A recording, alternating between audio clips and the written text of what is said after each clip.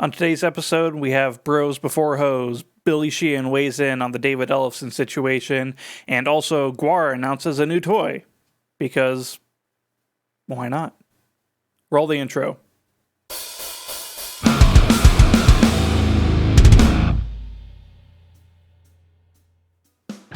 Welcome back to the show. I cannot apparently get away from talking about David Ellefson and his penis.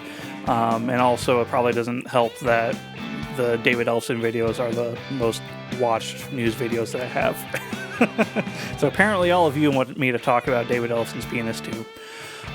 So let's go ahead and get into it. This comes from Blabbermouth. Billy Sheehan weighs in on David Ellefson's sex video scandal, reveals whether or not he would join Megadeth. So if you don't know who Billy Sheehan is, this dude right here, we're on the left. He's a bass player. He's played for Mr. Big, Steve Vai, David Lee Roth, and he currently has a project with Mike Portnoy, former Dream Theater drummer, and Richie Kotzen, called Winery Dogs, and I highly recommend you check it out. It's just like good, solid, high voltage rock. And anyways, Billy Sheehan is also just a fucking amazing bass player. Like, I'd put him in my top 5 bassists of all time. He's someone who can make bass solos not sound horrible. Legendary bassist Billy Sheehan says he has no interest in joining Oh, damn it! I would have accepted this ship. Megadeth X Billy Sheehan. I wanted it. Darn it.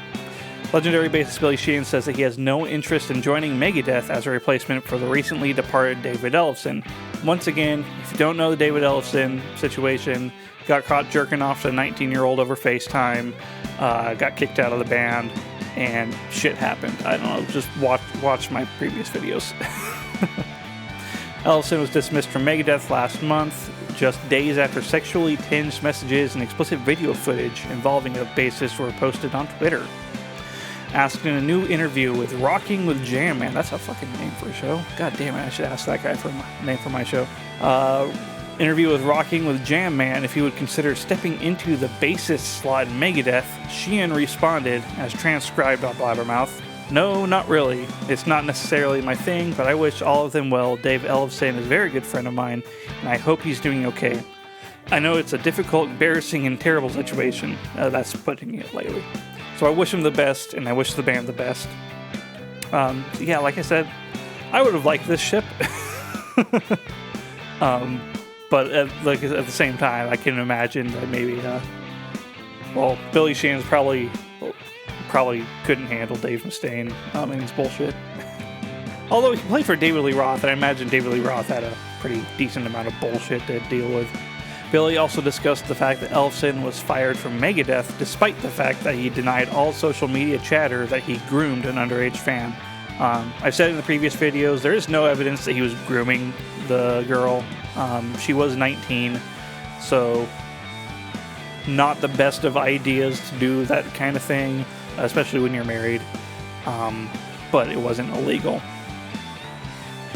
There may have been more at play within the band, Sheehan responded. There might have been some tension already, and I believe that Dave Mustaine, in the Instagram post where announcing the firing of Ellefson, said that things were already strained. So, who knows? I know Dave very well, and he's a wonderful guy. Everybody has their moment where they do something they regret. There's a couple of moments there. We all do at some point in our lives. Unfortunately, now there's the internet, and he can do something stupid and the whole world knows about it. So I feel for the guy, and I understand the situation, but I certainly wish him well. I hope he and his family reconcile and everything is okay with them. That's the most important thing. And yeah, that is true. Like I said, he was married. I know that if my partner did something like that, things might get a little feisty. Ellefson recently filed a report with the police department in Scottsdale, Arizona, alleging unlawful distribution of sexually explicit images of him by unknown offenders. In the report, Ellefson admitted that he had been exchanging sexual text messages with a Dutch teenager who captured a video of several of their virtual masturbating encounters without his consent and shared them with friends. Yeah, that is kind of illegal. According to Ellefson, the woman was 19 at the time of the first virtual sexual encounter. The 56-year-old Ellefson, who lives in Scottsdale, first became aware of the video on May 9th when the claim David Ellefson of Megadeth is a pedophile appeared on Instagram. Once again, please don't throw around the word pedophile. It actually means something. Ellefson told police he was notified on May 14th by Megadeth that the band would be parting ways with him. 3 days later, he was fired. So, and it looks like the rest is just more, fucking backstory. So, there you go. That's what Billy Sheehan thinks of the situation. I know no one asked what he thought of the situation, except for the interviewer. But, there you go. I would have liked to see Billy Sheehan in Megadeth, but they do have two very different styles. Megadeth is pretty low technicality when it comes to bass, and Billy Sheehan has a very, very high technical level. Like I said, the dude can make bass solos not suck. Alright, and then I just saw this on Blabbermouth when I was getting set up for the episode, and I just had to talk about it. Gwar announces Odorous Orungus 10-inch toy. So if you don't know who Gwar is, they are interesting. No one listens to Gwar because they like the music. The music is honestly, objectively not that good.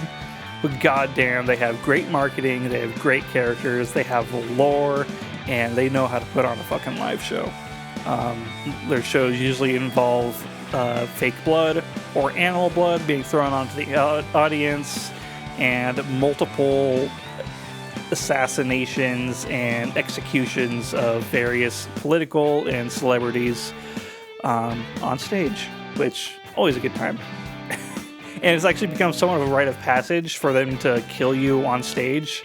So there you go. That sounds pretty fucking fun.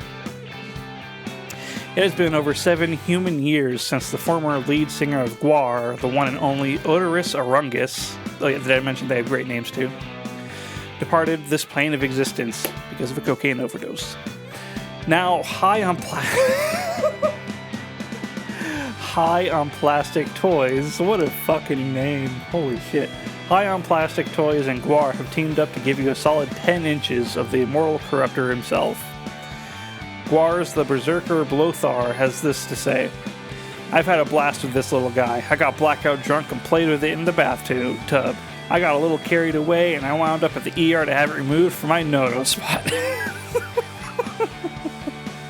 Just like the old days with Odorous. God bless him. Starting today, you can fork over your hard-earned cash for your very own Odorous Orungus toy. This limited edition measures in at 10 inches tall and is made of hand-pulled premium Sofubi vinyl by HOP Toys.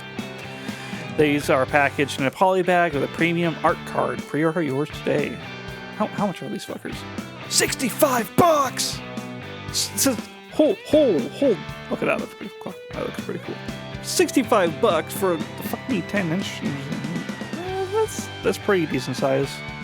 I don't think they're like, actionable or anything. Like, it's just a little statue. I say as I've spent multiple hundreds of dollars on fucking anime figures, because like I'm a goddamn weeaboo or something. Yes, Mordred, I am talking about you. Anyways.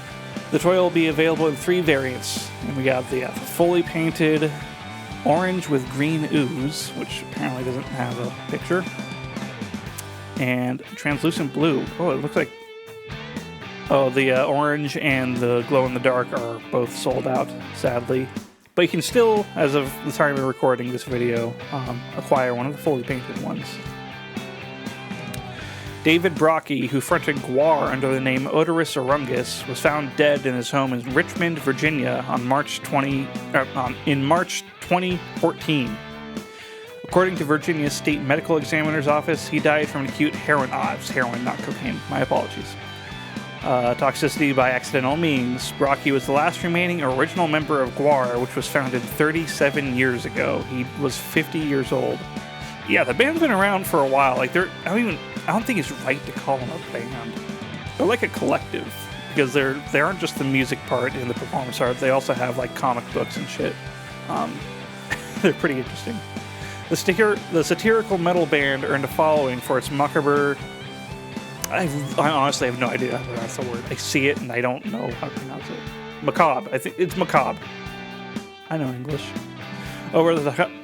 Macabre, over-the-top costumes, offensive lyrics and graphics, gore-soaked shows in which band members performed as the descendants of fallen alien warriors who arrived on Earth to enslave and slaughter the human race. So there you go. I don't know how much longer it's going to be available for, but get yours now if you want a Odorous Orungus statue. So thank you for watching. Please like and subscribe if you feel like it, and please leave a comment telling me if I did a shitty job or a good job, or if you have something you want me to talk about.